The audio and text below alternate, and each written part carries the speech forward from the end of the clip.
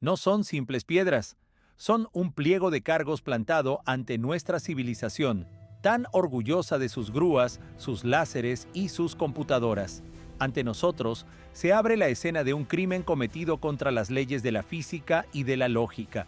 En el valle de la Bekaa, sobre cimientos que harían suspirar con resignación a ingenieras e ingenieros de la NASA, se alzan los restos de un templo romano. Pero los romanos llegaron tarde a esta historia. Construyeron su casa sobre hombros de titanes. En la base de ese conjunto reposan tres bloques colosales conocidos como el Trilithon. Cada uno pesa alrededor de 900 toneladas, el equivalente aproximado a 3 aviones Boeing 747. No están tendidos al azar, fueron elevados hasta una altura de 7 metros y encajan entre sí con una precisión quirúrgica que no permite introducir ni siquiera la hoja más fina entre sus juntas. Y aún así, estos colosos no son los mayores. En la cantera cercana yace un cuarto bloque llamado la Piedra del Sur. Pesa en torno a 1.200 toneladas y, en el año 2014, se descubrió debajo de él un volumen adicional que suma aproximadamente otras 100 toneladas. Nuestras grúas móviles más potentes apenas logran levantar una fracción que ronda una quinta parte de ese peso. Los romanos, tan obsesionados con dejar constancia de sus proezas de ingeniería, no legaron ni un plano, ni una inscripción, ni un informe acerca de cómo hicieron semejante cosa. Silencio absoluto, un silencio que retumba y nos impone la pregunta central: si no fueron ellos, ¿quién fue? No hablamos solo de un enigma arqueológico, es la pesquisa de una presencia ausente, la pista de una civilización fantasma que pareció obrar prodigios y desvanecerse después, sin dejar más testimonio que piedras que desafían nuestra memoria colectiva. Para calibrar la profundidad del abismo que separa Baalbek de lo que creemos saber del mundo antiguo, conviene, por un momento, abandonar las conjeturas y proceder como peritos.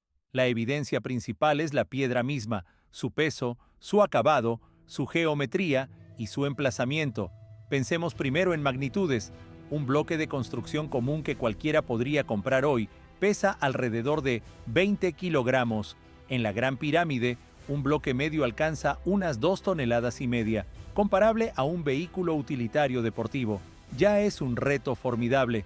La pieza más pesada instalada allí, una losa de granito que cubre la cámara del rey, ronda las 80 toneladas. Ese fue el límite práctico del ingenio egipcio. Ahora volvamos a Baalbek.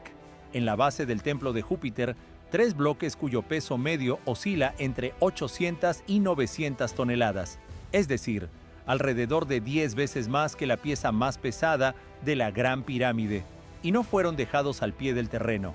Forman parte de un muro de contención elevado a una cota de 7 metros sobre el nivel del suelo. He aquí el rompecabezas. Primero había que extraer cada monolito de la roca madre en una cantera situada a casi 1 kilómetro del templo. Luego, transportarlo por un terreno irregular y ondulado. Por último, elevarlo hasta la altura de una casa de 2 plantas y hacerlo encajar sin holgura con sus vecinos. Todo ello sin acero, sin hidráulica, sin motores de combustión. Miremos cada imposibilidad por separado. Empecemos por la cantera. Allí se conservan varios megalitos inacabados que funcionan como instrucciones de producción dejadas a la vista. La pieza más famosa es Hajar el-Hibla, la llamada Piedra de la Mujer Embarazada. Pesa en torno a 1.000 toneladas. Descansa aún semidetenida en la roca matriz, con un extremo levemente elevado, como si el trabajo hubiera sido interrumpido de golpe. A poca distancia se extiende la Piedra del Sur, de alrededor de 1.240 toneladas, y cuya masa total se estimó en aproximadamente 1.650 toneladas al contabilizar un segmento adicional identificado por una expedición arqueológica alemana en el año 2014. Tampoco llegó a desprenderse por completo. Estos gigantes abandonados señalan dos hechos. El primero es la escala de la ambición de quienes los trabajaron. No se conformaban con lo que tenían a mano, buscaban, seleccionaban y cortaban las mayores piezas posibles. No respondían a una necesidad estricta, sino a una demostración de fuerza. El segundo es que incluso esos maestros erraban a veces. Es probable que durante la extracción surgieran grietas que obligaran a abandonar la pieza. Pasemos al transporte. ¿Cómo mover un bloque de 1000 toneladas durante 1 kilómetro? Las ingenieras y los ingenieros modernos que modelan el problema se llevan las manos a la cabeza. La teoría más repetida apela a rodillos de madera y fuerza humana, pero los cálculos muestran que, ante semejante peso, cualquier rodillo de madera se astillaría como viruta. La presión sobre cada punto de apoyo sería extrema. Además, el trayecto entre cantera y templo no era una calzada lisa, sino una sucesión de pendientes y baches. No bastaba con arrastrar, había que remontar cotas. Se ha propuesto la construcción de vías pétreas especiales y el uso de esferas de bronce a modo de rodamientos. Sin embargo, no se han hallado rastros de esas calzadas ni de tales bolas, y queda el problema del izado. ¿De qué manera se eleva un bloque de 900 toneladas hasta 7 metros? Los romanos fueron ingeniosas e ingeniosos sin par. Emplearon grúas complejas con sistemas de poleas, movidas por grandes ruedas de andar en las que las personas caminaban como dentro de jaulas giratorias. Las más potentes que conocemos, los polispastos, podían levantar, según diversas estimaciones, entre 6 y 10 toneladas. En teoría se podrían coordinar varias a la vez. En la práctica, para elevar un único bloque de 900 toneladas, habría que sincronizar la acción de alrededor de 90 máquinas. Un ejercicio de coreografía técnica tan delicado que parece impracticable incluso hoy. Otra hipótesis recurre a rampas ciclópeas de tierra, pero construir una rampa con un ángulo útil para salvar 7 metros exigiría mover un volumen de tierra y piedra comparable al de levantar el propio templo. Tampoco hay indicios de que existiera, y sobre todo está la precisión. Las juntas del trilizón presentan holguras inferiores a 1 milímetro. No es mampostería basta, es un trabajo que exige una fuerza sobrehumana y, además, una metrología exquisita y un acabado milimétrico. Por eso Baalbek es una anomalía. No solo es complejo, es ostentosamente imposible dentro del marco tecnológico que atribuimos al mundo antiguo. Es la escena de un crimen antiguo en la que todas las huellas señalan que nuestro sospechoso está equivocado. Los romanos fueron constructores soberbios, pero incluso para ellos, este encargo habría sido comparable a una misión a la luna. Si no fueron ellos quien dejó estas tarjetas de visita gigantes en suelo libanés, la versión oficial, repetida en manuales y guías, es limpia y convincente. Baalbek, o Heliópolis para los romanos, sería la cumbre del genio ingenieril romano. Aquí levantaron el mayor y más fastuoso complejo sagrado de todo el imperio, dedicado a su tríada principal, Júpiter, Venus y Mercurio. La obra comenzó bajo Augusto a finales del primer siglo a.C. y se prolongó durante más de 2 siglos. Los megalitos de la base serían el simple basamento, el podio del templo de Júpiter, realizados por las mismas legiones y sus ingenieras e ingenieros. Suena plausible, pero al profundizar la teoría bien armada se deshilacha. El argumento central son, ¿cómo no?, los propios templos. Del templo de Júpiter quedan hoy 6 columnas colosales, las mayores del mundo romano. Sus fustes alcanzaban unos 20 metros de altura y alrededor de 2,5 metros de diámetro, tallados cada uno en un único bloque de granito de Asuán. A su lado se conserva el templo de Baco, mucho mejor preservado y por sí solo uno de los grandes monumentos de la arquitectura romana. Todo ahí es inequívocamente romano: estilo, técnica, escala. El problema es que esas maravillas se apoyan sobre cimientos que no comparten con ellas ni el lenguaje formal ni el procedimiento tecnológico. Los romanos eran pragmáticos, construían con lo que había a mano y siempre buscaban optimizar. Dominaron el hormigón y las estructuras abovedadas. ¿Para qué abrir en la roca bloques de 1000 toneladas para un cimiento si podían erigirlo con piezas de 10 o 20 toneladas, como hicieron de un extremo al otro del imperio, desde Roma hasta Britania? No es su manera de hacer. Sería como decidir levantar una casa de ladrillo sobre un cimiento de diamante macizo, redundante, ilógico y desmesuradamente laborioso. Hay otra rareza: el lugar. Sus obras más grandiosas se concentraban en la capital o en centros provinciales de primer rango. Heliópolis fue una ciudad comercial próspera, pero no la capital política o militar de la región. ¿Por qué construir aquí, en un margen del imperio, algo cuya escala supera lo que se levantó en la propia Roma? Y el argumento más demoledor es el silencio. Los romanos eran, sin exagerar, aficionados compulsivos a la autopromoción. Nos dejaron miles de inscripciones que ensalzan sus obras. Trajano describió con detalle la construcción de su puente sobre el Danubio. Conocemos los nombres de quienes proyectaron el Coliseo, sabemos cuánto costó cada acueducto, documentaron todo, y sin embargo, no hay una sola mención a la obra de los cimientos de Baalbek, al traslado y al izado de megalitos de 1000 toneladas. Ningún texto conservado, ninguna cartela, ni siquiera una alusión. Es un mutismo inexplicable. Sería como si la NASA enviara personas a Marte y lo omitiera en sus memorias. Ese silencio ha llevado a numerosos investigadores, incluso en ámbitos académicos, a proponer que los romanos no construyeron esa base, la hallaron. Llegaron a un lugar que ya era sagrado para los pueblos semitas locales y vieron una plataforma ciclópea, resto de una civilización anterior y olvidada. Y, fieles a su sentido práctico, la usaron como cimiento listo para su propio templo grandioso. Edificaron su maravilla sobre otra, más antigua y más desconcertante. Esa hipótesis explica el salto tecnológico, las diferencias de estilo y, sobre todo, el mutismo romano. No lo contaron porque no lo hicieron. No sabían quién lo había hecho, y quizá hasta recelaban de ese legado inhumano. El rastro romano en Baalbek es innegable, pero conduce solo hasta los templos. La base misma sigue siendo un enigma que se hunde en el pasado remoto. Si no fueron los romanos, ¿quién? La investigación nos empuja hacia civilizaciones que habitaron la región mucho antes de la llegada de las legiones. El principal candidato a título de titán son los fenicios, pueblo semita asentado en la costa del actual Líbano.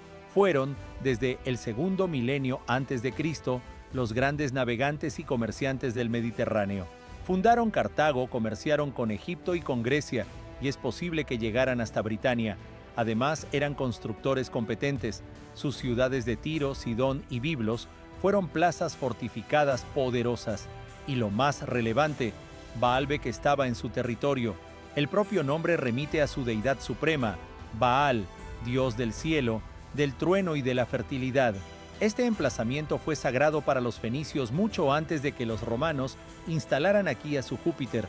Es lógico pensar que levantaran aquí un primer santuario. Los hallazgos arqueológicos refuerzan esa idea. Bajo el templo romano se han identificado restos de estructuras más antiguas que datan de época fenicia. Pero volvemos a topar con el muro tecnológico. Los fenicios dominaron la piedra, sí, pero no hay evidencia de que trabajaran megalitos de esta escala. Sus templos y murallas usaron bloques más modestos. Mover y elevar monolitos de 1000 toneladas habría sido tan inalcanzable para ellos como para los romanos. Tal vez entonces los egipcios del Reino Nuevo, en el segundo milenio antes de Cristo, controlaron este territorio y, como sabemos, fueron maestros de la arquitectura megalítica. Trasladaron obeliscos de cientos de toneladas y levantaron complejos monumentales en Karnak y Luxor. Desde el punto de vista técnico, estuvieron más cerca que nadie de poder acometer semejante empresa, pero aquí también surgen objeciones. El estilo de Baalbek no es egipcio, no hay jeroglíficos ni iconografía propia de su panteón, ni referencia alguna en sus prolijas crónicas constructivas. Algunas y algunos investigadores empujan la mirada todavía más atrás. Señalan que existen otros conjuntos megalíticos en el planeta cuyo origen y tecnología despiertan controversia. Stonehenge en Inglaterra, los megalitos de Malta, las terrazas de Ollantaytambo en Perú. Y si todo ello formara parte de la herencia de una civilización global prehistórica, florecida al final de la última glaciación y extinguida por un cataclismo hace unos 12.000 años, esa cultura, llamada a veces Atlante por conveniencia, habría poseído saberes y técnicas que apenas estamos redescubriendo. Baalbek sería uno de sus bastiones supervivientes. Es una conjetura en el límite entre ciencia y mito. Carecemos de pruebas arqueológicas directas, pero resulta tentadora. Encaja con la anomalía tecnológica y con la singularidad del lugar, y transforma una incógnita local en una pieza de un misterio de escala planetaria. Sea cual fuere la autoría, fenicia, egipcia o mítica, no solo se nos legaron piedras, también quedaron pistas más sutiles. Volvamos a la cantera y miremos con ojos de ingeniería de procesos. ¿Cómo tallaron estos bloques gigantescos? En la superficie se aprecian huellas. No parecen los desconchones irregulares de herramientas toscas. Son una serie de estrías paralelas, perfectamente regulares, como si una cortadora mecánica monumental hubiera barrido la roca. Investigadores como Christopher Dunn, ingeniero con larga experiencia en manufactura de precisión, sostienen que marcas así solo podrían proceder de un mecanizado real. Sugiere que los antiguos quizá emplearon tecnologías basadas en ultrasonidos o vibraciones capaces de ablandar la piedra y cortarla como si fuera mantequilla. A la arqueología tradicional, esta idea le suena a herejía, pero, de no ser así, ¿cómo explicar la rectitud impecable de los cortes o la geometría exacta de los bloques? Ángulos de 90 grados sostenidos a lo largo de monolitos de unos 20 metros exigen no solo herramientas superiores, sino instrumentos de medición de altísima calidad. Otro enigma son los llamados salientes de izado. En megalitos de lugares tan distantes como Egipto o Perú, aparecen pequeños resaltes que, según se piensa, servían para amarrar cuerdas. En el Trilitón de Baalbek no se observan esos salientes. En cambio, se ve una serie de orificios pequeños perfectamente redondos, alineados. Su función es un misterio absoluto. Son demasiado estrechos para cordajes. Se ha propuesto que alojaron varillas metálicas como parte de un sistema de izado basado en principios aún desconocidos, quizá incluso en levitación acústica. Leyendas de múltiples pueblos, desde el Tíbet hasta Egipto, hablan de sacerdotes capaces de mover piedras enormes con el poder del sonido mediante trompas o cánticos. Para la ciencia actual, suena a fábula, aunque en laboratorio la levitación acústica ha mostrado que el sonido puede vencer la gravedad de objetos diminutos. ¿Pudieron los antiguos escalar ese principio? Y todavía hay algo más desconcertante: la orientación. Muchas obras megalíticas antiguas funcionan como observatorios y están alineadas con los puntos de los solsticios y los equinoccios. ¿Qué ocurre en Baalbek? El templo de Júpiter se orientaba casi exactamente hacia el este. Sin embargo, la plataforma megalítica bajo él presenta una desviación leve, aunque significativa, respecto a ese eje, y no está alineada con el norte actual. Investigadoras e investigadores que emplean programas para reconstruir el cielo de épocas remotas han planteado que la plataforma pudo orientarse según el orto de ciertas estrellas o constelaciones, pero no en tiempos romanos, sino mucho antes. Debido a la precesión del eje terrestre, el cielo cambia con el paso de los milenios. Es posible que la plataforma mirara a Orión o a Sirio, tal como se alzaban hace 10 o incluso 12.000 años. Si así fuera, estaríamos ante una prueba indirecta, aunque poderosa, de que los cimientos de Baalbek pertenecen a una época prehistórica, quizá a la era de hielo, cuando se miraban las mismas estrellas que hoy, pero se veían en ellas otros jalones y tal vez otros sentidos. Ninguna de estas huellas, las marcas de mecanizado, los agujeros enigmáticos, la orientación celeste, nos da una respuesta directa, pero juntas componen un cuadro, el de una civilización cuyo nivel tecnológico e intelectual pudo ser muy superior al que damos por hecho. Una cultura que dominaba no solo la potencia de los músculos, sino la de la mente, capaz de comprender la geometría, la astronomía y quizá aspectos de la física que aún estamos por redescubrir. ¿Qué implica todo esto? Si Baalbek no fue levantado por los romanos, sino que es el legado de una cultura mucho más antigua y avanzada, no añadimos simplemente otra incógnita al rompecabezas. Dinamitamos los cimientos sobre los que se asienta nuestro modelo del pasado. Ese modelo forjado, se nos dice, en el siglo X, se basa en la idea de un progreso lineal, gradual y constante. Según esa narrativa, la humanidad avanzó desde los grupos cazadores-recolectores de la Edad de Piedra hasta los primeros agricultores neolíticos, luego hasta las ciudades-estado de la Edad del Bronce, Sumeria, Egipto, de allí a los imperios clásicos de la Edad del Hierro, después a una Edad Oscura, al Renacimiento y por fin a nuestra civilización científica y tecnológica como cúspide de la evolución. En ese esquema ordenado, no hay lugar para civilizaciones prehistóricas altamente desarrolladas. No pueden existir porque no deben existir. Cualquier artefacto que desentone se etiqueta como anomalía, falsificación o como en Baalbek se reubica en fecha y autoría conocidas, por ejemplo, los romanos.